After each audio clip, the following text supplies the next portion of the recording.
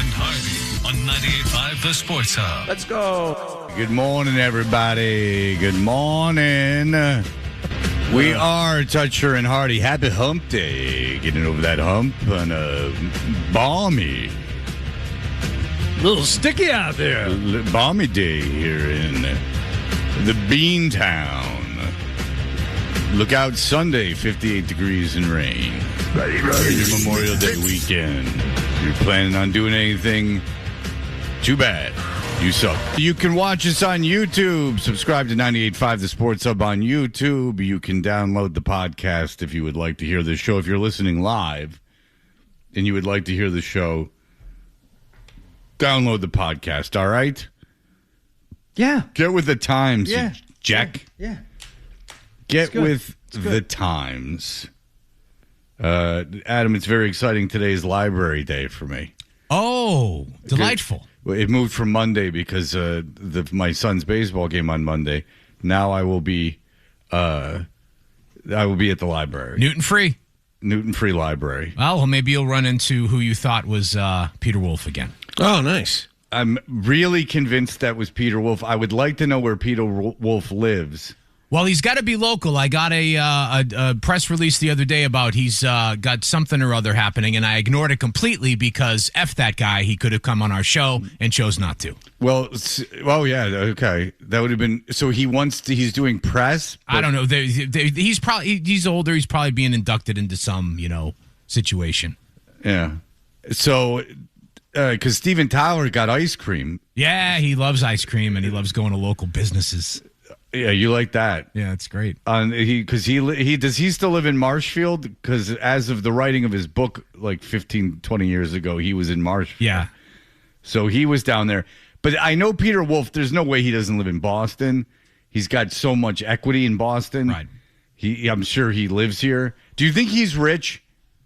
Wow, that's a good one. That's a really good question. I mean, Jay Giles' band sold a lot of records because they were a band at a time when you could sell a lot of records and make a lot of money doing that, and they played out a ton. They would headline the Garden, like as a local band back in the 70s.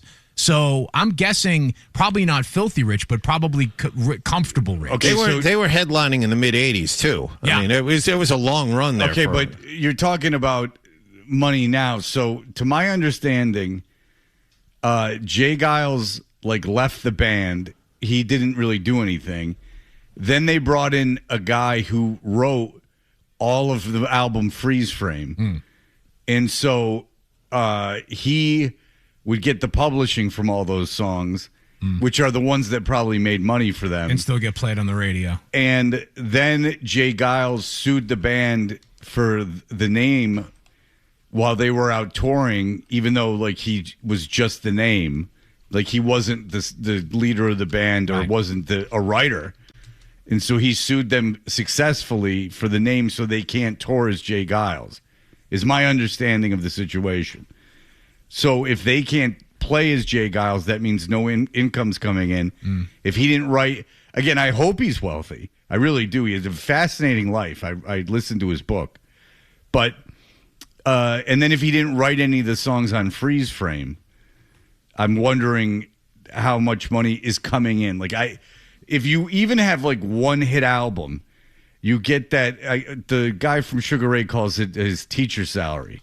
You get basically a pension for the rest of your life.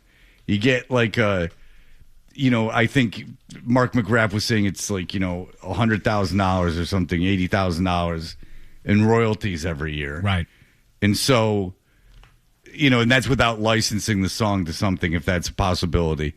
So you get a little bit of... I bet you he gets about that much in royalties. Yeah. I don't know what he wrote. And he's been in Boston forever. I want to imagine he lives in a brownstone that he's been living in since the late 1970s that he either bought for a song or he's got a deal worked out where he can basically live there for free. You created a whole thing for him. One of those old school guys that maybe he's got all those kind of connections so that he doesn't need to bring in. I'd like to see him in his second floor condo, not necessarily in the Fenway, but I feel like he's more South End situation. Yeah, right on the South End back. I thought he was a North End guy. Huh? I don't know. I mean, where did he used to hang in the North End. Where did he live when he lived with David Lynch? I think he was over in the Back Bay. Well, that was in college. Yeah. So that would be in like the 40s. So I don't know if he's still in that place. But you fall in love with the neighborhood. Maybe he's not in the same place. Maybe he stays in the same neighborhood. But he was married to Faye Dunaway after that and living in New York City. So you can erase the David Lynch thing as much as that gives you an erection. That was a very brief moment in time for Mr. Peter Wolf. But an important one. I don't know if it was very important for him because he didn't know that he had roomed with David Lynch until years later. Fair. Now, if you go... He didn't remember. If you go to the Cambridge Historical Society webpage, which I'm sure we do even if you don't have it bookmarked, you Certainly. just, it pops right up. The Peter Wolf apartment has its own entry on historycambridge.org. And this is just blocks away from Club 47. Wolf invited performers to use the apartment rather than the cramped club dressing room between sets. His friendship with Muddy Waters meant that the Wolf apartment also housed members of the Muddy Waters Blues Band when they played in the Cambridge area. They hosted parties when the club would shut down for the night. With folk music at the heart, similar parties nationwide became known as hootenannies or hoots. Okay. So that is all from the Cambridge. Hoots, right. Rocky Suarez is in a jug band, pun intended. And so the gang gets together and it's just like, pick up whatever you want, who cares? We're looking at those cans jiggling. Anything but the accordion. Don't cover up those two casabas, right? Those two heavy hangers. Don't play the washboard either. That covers everything. I don't need that. Someone had a Jugs magazine when they were a kid, so they know a million different ways to say boobs. He did co-write Freeze Frame. He probably got a little bit of money. But see, my point is where Peter Wolf lives, and I'm sure that this is fascinating for the audience, is that why would he be in Newton? That's the thing. The Newton Free Library in the periodical section, that's the hook.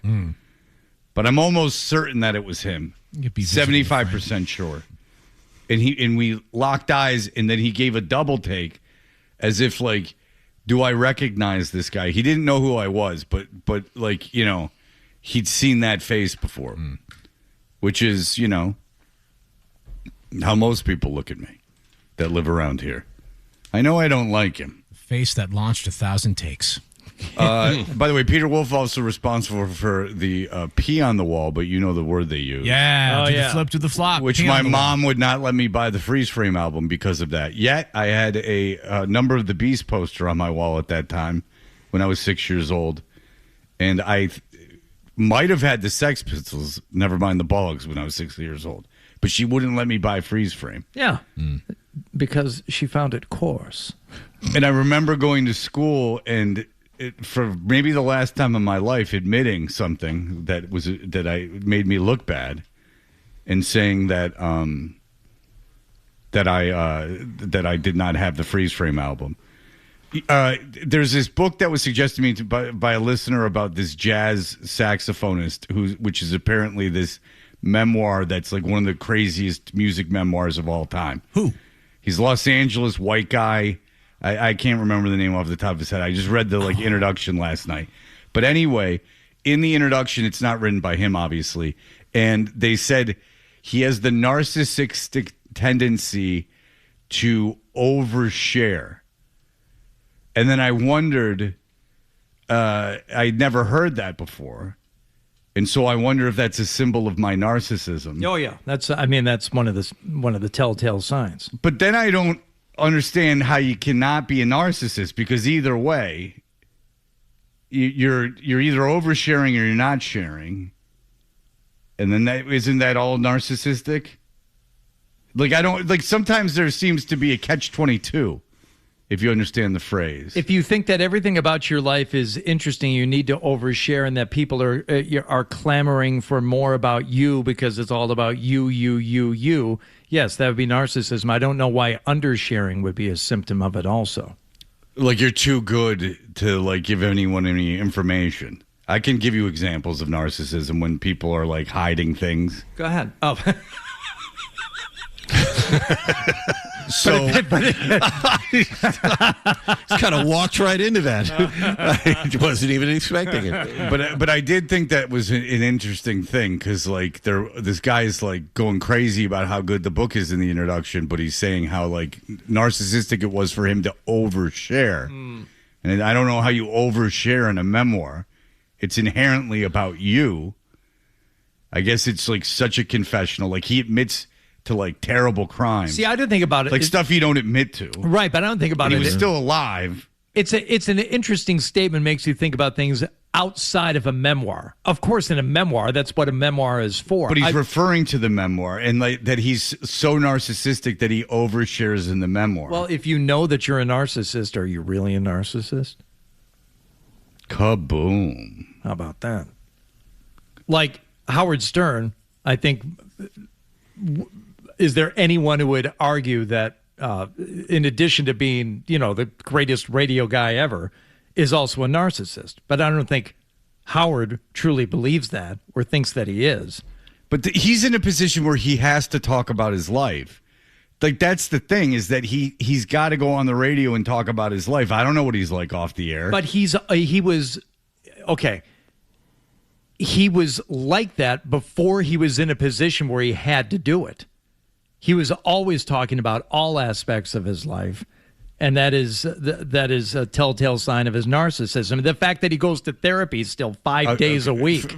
Look, all I know is that from the on-air stuff is that you can't go by that necessarily because that's what's made him successful.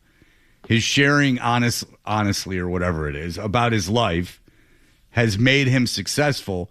That's sort of what radio is that like opportunity to like have the audience feel like they're a part of your life, even though they're not, which can be annoying sometimes because then people think that they like know everything and then they make assumptions based on that, and then an assumption based on that assumption. I've told about this before, is that you'll hear things and they're like 6 degrees from something that never happened, and they've added 5 other things that never happened on top of it. Well, if this must have happened, then this must happen. If this must have happened, this is true. And it gets to be this like convoluted sea of like misinformation. And it's all based on an assumption because like you shared it about your life, but you're also on the radio where you have to make it entertaining. So it's I don't know. Chances are I would guess Howard Stern's very narcissistic. But I don't know, was he a narcissist before he had great success sharing about his life? That would be an interesting foray into it. He's definitely, I would think, narcissistic based on his ability to blame his parents for everything to this day. Like, I think that's a lot. That, when does one become a narcissist? Are you born with it, or is it something that you develop into? Right. Like, so, a stand-up comic that talks about their life crafts like a good 70 minutes, and they go around for a year doing that 70 minutes. Howard Stern has to be funny about his life, or did have to be funny about his life, 5 days a week, 23 hours a week. I mean, and then you get rewarded for that. And then so you have to keep doing it. And then I wonder if that spills out when you have that level of success. Starts, feeding the demon. Yeah. Because if you were like, Fred, you're a narcissist, I would be like, probably. But if you would go, it's because of what you say on the air, I'd be like, well, then what do you want me to do? Like, I don't know how to fill this time successfully and how to be funny necessarily without giving my perspective or sharing from my experience.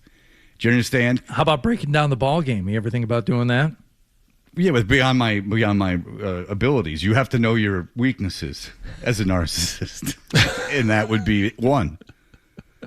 As much as I would love to delve into the Red Sox for 4 hours, I literally couldn't do it. Not because it's boring or I don't want to, but because I couldn't. I could literally not fill the time.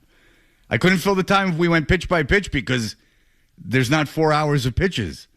I don't know how I would do it. This is not being above it either.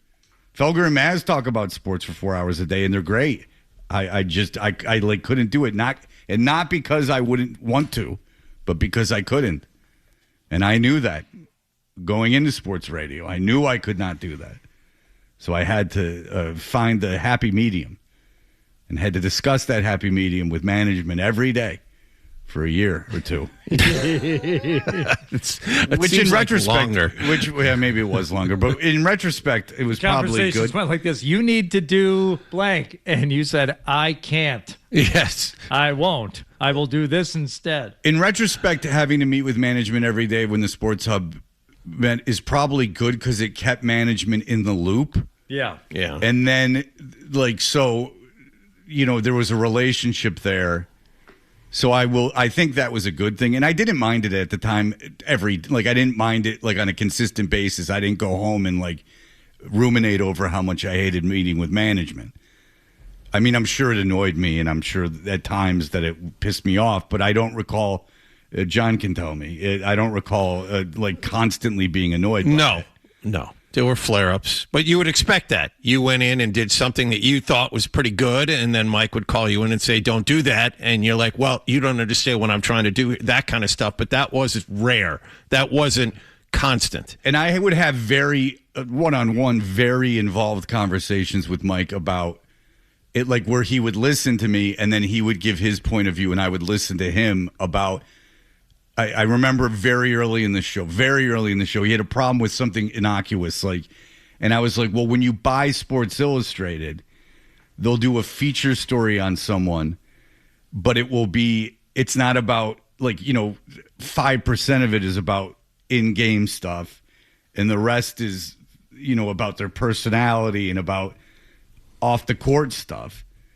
And I was, kind of giving that as an example of not being overly indulgent on breaking down the actual games, and I thought that was a positive conversation because at first he was hesitant, but then I think I might have. Well, everyone was under a lot of pressure, and there was only one way that sports radio had been done up until that point. So, I think that was part of it. Yes. You said it, not me. Yes. John feeds the narcissism.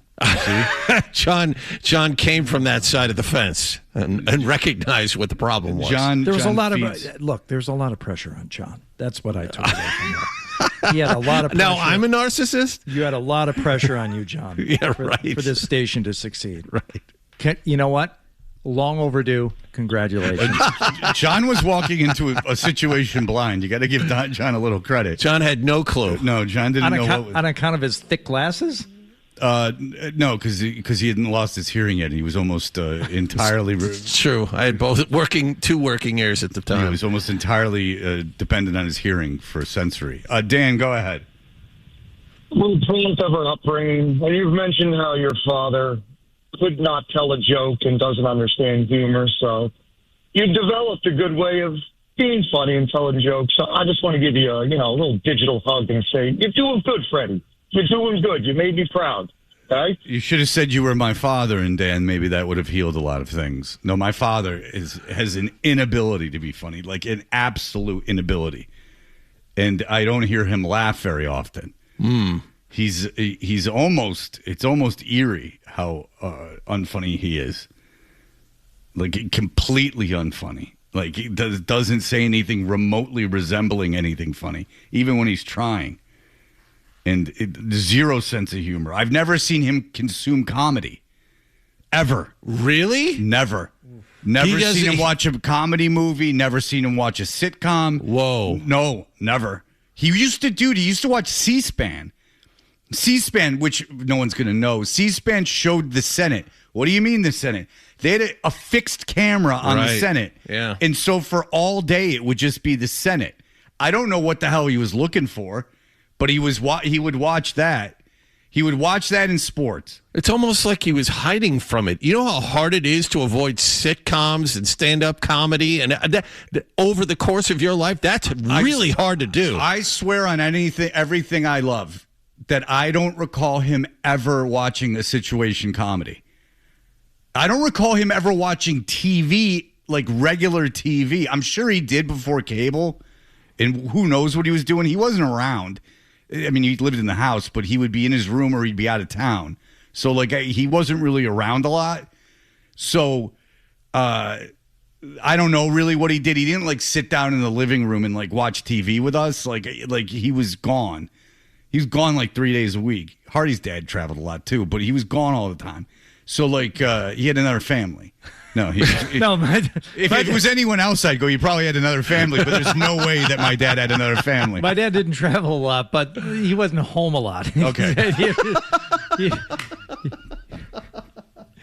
He got his mail at a restaurant called Bedell's. That's where he spent most of his time. My friend Ryan, his dad was never home. He was at the Franklin Tennis Club, but he wasn't playing a lot of tennis. Yeah. He was at the Franklin Tennis Club. Yeah. In quotations, like, where's your dad been for the last 3 days? Oh, he's at the Franklin Tennis Club. He sleeps there? Okay. That is the exact opposite. It's so strange to hear you say that because my dad, like, he didn't sit down and, like, watch comedy movies. It wasn't like he put Richard Pryor on. But my dad was known, like, his whole life for knowing every joke. And he could, if you told a joke to my father, he would have 5 more because he just had like a mind that kept every joke in his head, and he would tell. He knew all the jokes. He would tell all the jokes at his memorial when people got up and told jokes. Mm-hmm. At least I tried to get people to do that because that's what he would have loved and wanted. And so it was constantly like that. I think on their honeymoon, my mom and dad went and saw a red fox. Wow. They got married in Las Vegas, and it's like that's how they chose to spend their time. I mean, that was wow. So for him, it's ribald, the polar opposite of your upbringing, Fred. Oh yeah, my dad was constantly, always with jokes. Because I would listen, because on road trips I would listen to like comedy tapes and stuff, and I don't recall him being anything but annoyed. So no, I didn't. He never consumed. You didn't comedy. watch Hee Haw? No, I don't recall. That's Hee Haw's at the very beginning of my memory. Hee Haw, like, I recall hating it, but I was very, very little. I knew I wanted no part of it. That's all I know. That was one of the first shows that I recall going, ooh, I don't like this at all. And I used to watch Solid Gold when I was little, and go back and try to see how you consume Danny Terrio. That. Yeah, you want to feel old. Go watch Solid Gold and go, that was on TV when I was alive for like a long time. Danny Terrio was Dance Fever. Oh, Dance Fever. Oh, and Dionne Warwick, I believe, was Solid Gold. And then Danny Terrio replaced by Adrian Zmed. Oh, is that right? I didn't know that. Yeah, the Zmed man. Let's go, dude. Let's share a tub with some chicks. All right, we'll be back in just a moment with everything that happened last night. Did you catch a game last night? Toucher and Artie. What happened last night's brought to you by Leonard Hair Transplant Associates, where your hair doesn't have to be a game of what happens. So change your lettuce and change your life with Dr. Matthew Lepresti at 1-800-GET-HAIR. Hardy, what occurred last evening? Red Sox in Kansas City for the second of 3. And once again, this team so poor on defense in the early goings this season, starting to show themselves, John Wallach. Sucked into left field, driving Duran back, still back, leaping up, and Duran able to make a fantastic play. Leaping up at the last second, it looked like it was right over his head. This catch. That is a heck of a play. Wow. So much so that now the narrative is changing for the Red Sox. Duran, after the game, said... Yeah, I mean, like Wilson said, defense is something we can control. We can always be in the right spots and make the plays for our pitchers and help back them up. We haven't been scoring a lot of ruds for them, but we can always get their back on defense, and that's something we hold our hat on. Yeah, they makes up for not scoring. They have been first month of the season they were atrocious fielding the baseball. Now they are fantastic. They are really, really good all over the place. So I can't say anything negative about it. Jarren Duran made a couple of really good plays in the outfield. That call you played saved a run in a 1-0 game. Well, so, it's interesting. The new manager, he said, we're going to do infield, outfield. He said, you guys are going to take ground balls, fly balls. Hey, go figure. He's like, I'm going to have a guy hit fungos to the infield, a guy hit fungos to the outfield. He goes, here we go. Repetition. And the team responded. They were like, we haven't done infield, outfield. We haven't taken ground balls in 2 years. We get to the games and we're all rusty. And, that was what it took. It took Valentine-esque. It took innovation from the team. So, yes, you're right, John. They were not scoring a lot of runs, and the Red Sox did have the lead, but courtesy of less than crowd pleasing RBI singles until. Swinging a high fly ball, right field deep. That's way back into the corner. She's sailing. She is gone. Home run, Jaren Duran. Why is the What a ball night that's for being him. batted around by men a woman? That's a good question. Oh, good catch, question. Fred. I don't know if you Home run, Jaren Duran. If you want to go after Nesson, that's very possible. I don't like that. That's way back into the corner. She's sailing. Oh, boy. Yeah. Boy. Hey, not so great. And now that ball, she's the property of whoever catches her, whatever man. Oh, I don't like this at all. No. Big problem. I don't know if you want to sue Nesson, but I mean, I guess you could. Boycott him if you really want to. I wouldn't say that. Start with a strongly worded letter sent via mail. Get your friends together and start an online petition. That ninth inning 3-run blast from Jaren Duran would put the Sox up 6-1. They would hold on to win 7-1 last night. And the champ, how'd you do it with that ball that you hit out? Just trying to have a good approach. I mean, it was a really good changeup, and I just got in my area and put a good swing on it and just happened to be a homer. I'm so modest. Nice. Maybe not so modest. It was a really good changeup. Okay. So that is 2 in a row. They will win this series. We know that. The second series they've won since Chad Tracy took over. That's right. Good for them. They will wrap up this set tonight. Sox improved to 21-27 on the season. Still making mistakes, but the pitching is really, really good. Again, Ranger Suarez was all over the place last night. Didn't make it out of the 5th inning. The bullpen was spectacular. Jaren Duran made 2 great. This was a truly great evening for Jaren Duran. He was thrown out trying to steal second. He was thrown out trying to stretch a double into a triple, and yet came back and hit a home run and made 2 great defensive plays. Red Sox left the bases loaded in the 2nd inning, had the bases loaded, 1 out, and the 2nd and 3rd place hitters come into the plate and did not score early. But they did enough to win, which is different than what they've been doing recently. They did way more than enough to win, sad sack. Yep. They won 7-1. They did. An offensive explosion. For them, yeah, it's the first time in 3 series that they've scored over 3 runs. So yes. Congratulations to them. No, the sad sacks are in Cleveland this morning. Yeah, this is funny because I think we're all in the same boat. You went to sleep going, wow, Cleveland won game 1. Yeah. They're not always great in game 1 to get a lot of rest before the series, and then you wake up. Yeah, because despite a 22-point fourth quarter lead with less than 8 minutes to go, the New York Knicks said not so fast. Back toward midcourt. Brunson right wing again. Steps back, finds Bridges, far corner three-pointer. Hits again. 2 clutch threes from Mikal Bridges. And Jalen Brunson doing all sorts of Jalen Brunson things. Behind the back, right wing, off the dribble 3. He got it! Jalen Brunson is not human right now. It's a 5-point game with 3:30 to go, and Kenny Atkinson calls timeout. Once again, so what was the run that they went on, John? It wasn't a. It was they were down 22 with 7:45 to go. They closed the game on a 30-8 run. 30-8, and then finished up 44-11 to finish the game. Yeah, Donovan Mitchell had 29 points, but he did not score starting at with 8 minutes left in the fourth quarter or something. He just stopped scoring. Well, they stopped. I was reading about this morning because I went to sleep. I didn't see the last 8 minutes or overtime.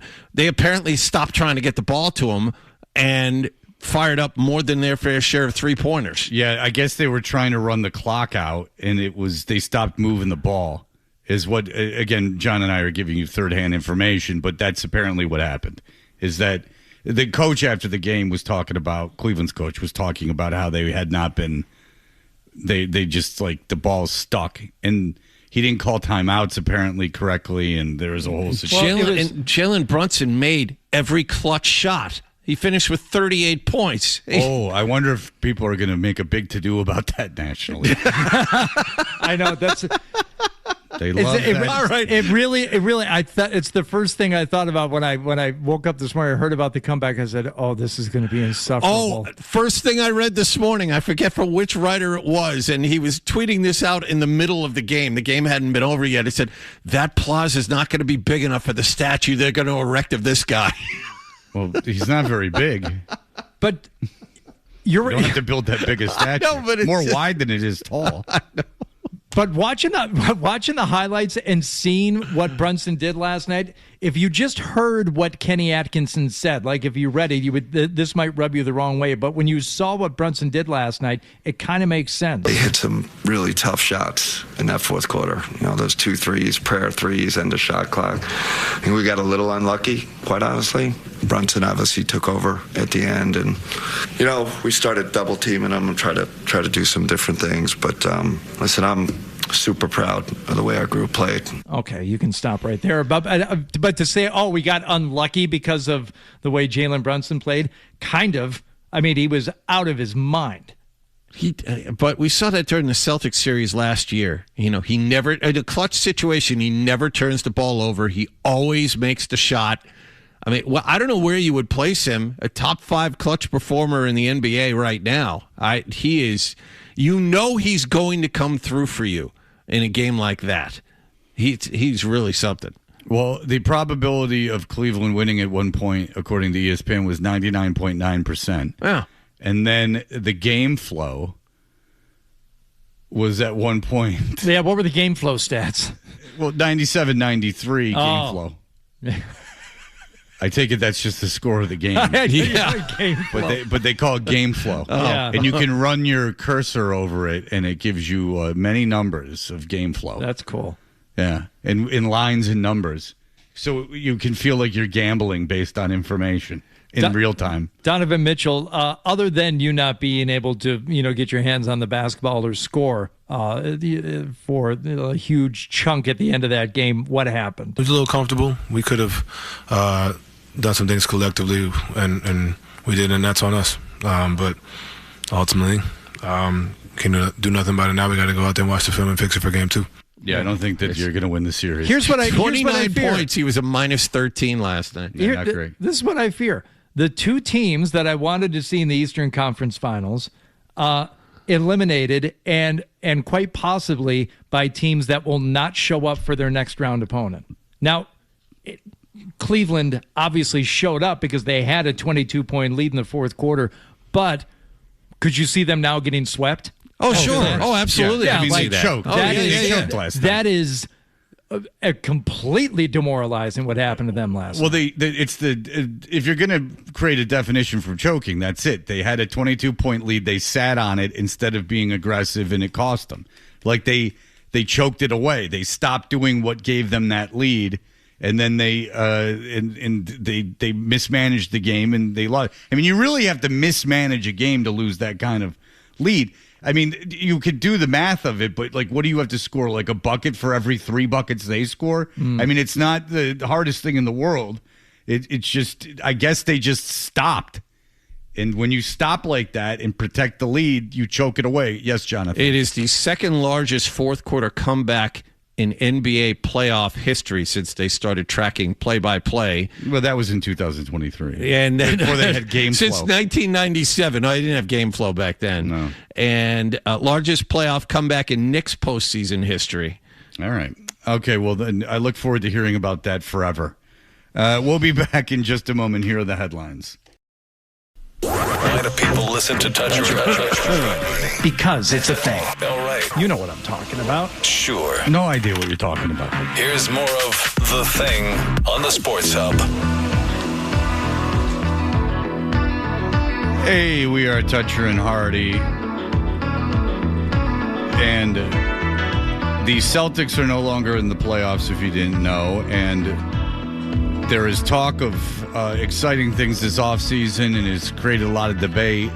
Giannis is looking to be traded, and Milwaukee is looking to trade him. And the Celtics, you heard Brad Stevens after the season say that they aren't good enough to compete for a championship right now, which to his credit, he seemed to have known all season.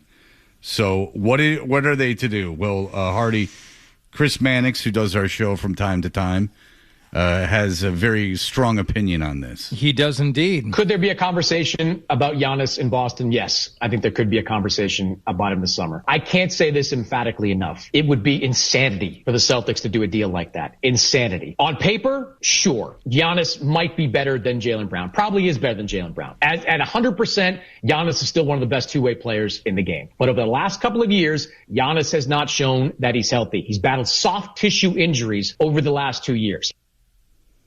Chris Mannix going on to say that not only should they not trade for Giannis, but even if I guess he just said, even if you could make a case for him being the better two-way player than Jaylen Brown, the injuries and the soft tissue nature of them just tells you that this is not going away. And this is going to be a problem for his availability for a long time. And if you're looking at a window for the Celtics with Jason Tatum there, you don't trade away Jaylen Brown and replace him with Giannis if you want to maximize your Jason Tatum window. And the other part of it is, not only is Giannis 3 years older than Jaylen Brown, he absolutely is a better player when he's healthy, but it's the contract that he's going to want once he gets here. After next season, he is eligible for a 4 or 5 year extension worth $200 and $300 million. I mean, I can't see the Celtics having an appetite for that. It's too much. The injury risk plus the money on the back end, and Jaylen Brown still signed for 3 more years. He's still in the prime of his career while Giannis is exiting that while injury prone. I don't like that deal either. But what about Tatum and Brown? That doesn't work. It doesn't work. You've tried it. I do get a little tired of this narrative because it kind of gets to that, oh, you only won the one championship, which seems a little obnoxious. You made it to the finals another time with these two, and Mannix says, no, it does work. You know that Tatum and Brown work. You know they're a championship duo. Why, oh why, would you ever consider breaking that up? Because you went out in the first round in a season that no one thought you were even going to make the playoffs in, much less look like the number two, one of the best teams in the Eastern Conference. There could be some calls that could take place. I would expect there will be. But if I'm the Celtics, nope, hard pass. Jaylen Brown is on my team next year. Okay, well, the Celtics lost in the first round of the playoffs with the team that they were, if Tatum was healthy, everyone thought they would win the East. And by the way, when they won a championship, it wasn't just Tatum and Brown.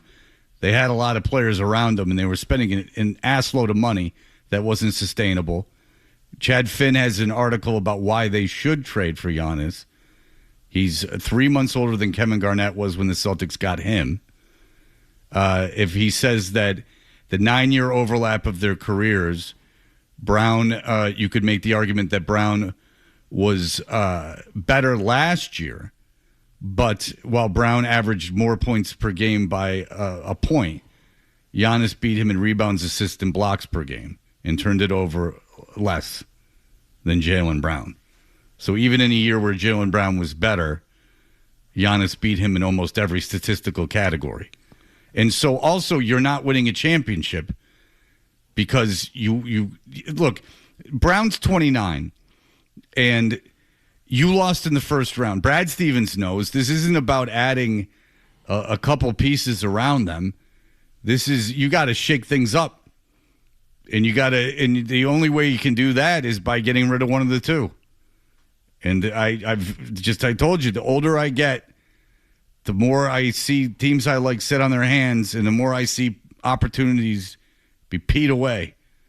And then you get to the end of it and you go, well, congratulations. We had these two guys on our team for 15 years and we won a championship early in their careers and they never got back. I mean, we just dismissed that they lost to the Knicks last year. You dismissed that they lost in the first round this year. It's two big swings during their prime. Listen, I'll listen to your argument about not getting rid of Brown, but the idea that this, for Giannis, right? Mm-hmm. But the idea that these two need to play together for the rest of their lives is fool's gold. Then if they lose in the playoffs in the first 2 rounds next year, do you go, okay, now we'll make a move and no one's available? I mean, at what point do you go, okay, well, these guys don't have it together. Brown's on making streams He's obviously going out of his mind. Something's bugging him. I don't know if this isn't the time to make the move. I would like to see those two guys paired up with a better big man. Neemias Queta, while a nice story, obviously was not any match for Joel Embiid. And that's stating the obvious, but it's true. A healthy Joel Embiid, a motivated Joel Embiid, Neemias Queta, and whoever else they threw in there had no chance. Okay, so who are you going to get? Well, that leads me to my next point. I don't know where this next big man is going to be, but I think that will be Brad Stevens' focus to find a better big man and run it back instead of making the trade for Giannis. If you add Mitchell Robinson, who's a free agent, this is according to Chad Finn, does that make them a title? Do you think they'll win the title? Do you think they'll win the title? Do you think they'll beat Oklahoma or San Antonio? No, I don't. Do you think if Giannis is healthy and it's Giannis and Tatum, that there is a chance that they could beat Oklahoma City or San Antonio? There is a chance. All right, there is a chance. Just by saying those words, you are not dismissing the possibilities of that trade. Now, you, again, might not believe that it's the right thing to do, but you've just given a point in favor of making it. This is what I fear, though, Fred. You know how we sit here and talk about all these things. Oh, it's not going to work. It's not going to work. Everyone said it's not going to work, and lo and behold, it didn't work. So many people say and think that if you get Giannis here, he's not going to be available, he's not going to be healthy, and he won't be there, as you just said. With a healthy Giannis and a healthy Jason Tatum, sure, I like their chances at beating a lot of teams. But I don't think he's going to be there. I don't think he's health-wise, he's going to be available. I think you might be surprised how much Giannis plays on a good team. I wonder how much Giannis not playing last year had to do. Remember, he wanted to play, and they didn't want to play him. First of all, at the end of the season. And so, I wonder how much being on a good team, all of a sudden these soft tissue injuries become a little less unbearable for him. However, if you look at the games played, he's not playing 75 games a year either. He's always good for taking 15 or 20 games off. All right, fine. Big deal. So you're the number 3 seed in the East. Who cares? But as long as he plays in the playoffs. I'm not saying he's not a great player. He is, but Hardy's right. But you're acting like not playing 15 games a year is somehow a reason not to get him. Fine. Yeah, who cares? That's right. Look, sit on your hands at your own detriment. Or you listen to me and you shake things up, baby. Can't be any worse than losing the first round of Philadelphia. Anything that happens next year can't be as bad as losing the first round of Philadelphia. I'd rather not make the playoffs. At least you get a good pick. You throw it out there like you talk about shaking things up with the Red Sox. And the Celtics are in a much better position than the Red Sox. I don't know. They lost in the first round to Philadelphia, who lost every game to New York by 75 points, and they got swept. I can't tell you how bad it was. Terrible. They lost 2 games. Game 6 and 7 to an inferior crap team. Fred, they took him to Game 7. What else do you want him to do? I don't know. Win Game 6 or 7. That would be a good thing against the team, or 5 for that matter. Right? Exactly. Oh, that's right. I apologize, John. I forgot to throw in 5. They could have won Game 5. They had a broken down center comes in for Philadelphia, and then all of a sudden it screws everything up for 3 games, and they can't recover. That's not great. Embiid's not a 26-year-old Kareem, Lou Alcindor out there. I mean, Embiid's fine, but you couldn't figure out how to. That was such a wrecking ball that you couldn't recover from that. Well, he's really tall, right? If only we had a tall guy on the team. Yeah. I mean, there's a lot of guys that they've traded for Porzingis that can't play, and people are very excited to get Porzingis. I'm wondering how hurt Giannis is for the next team he goes to. That's all. All right, we'll be back in just a moment. Adam has something for us about the way these games are being presented to us. We will have that in just a moment. Well, that leads me to my next point. I don't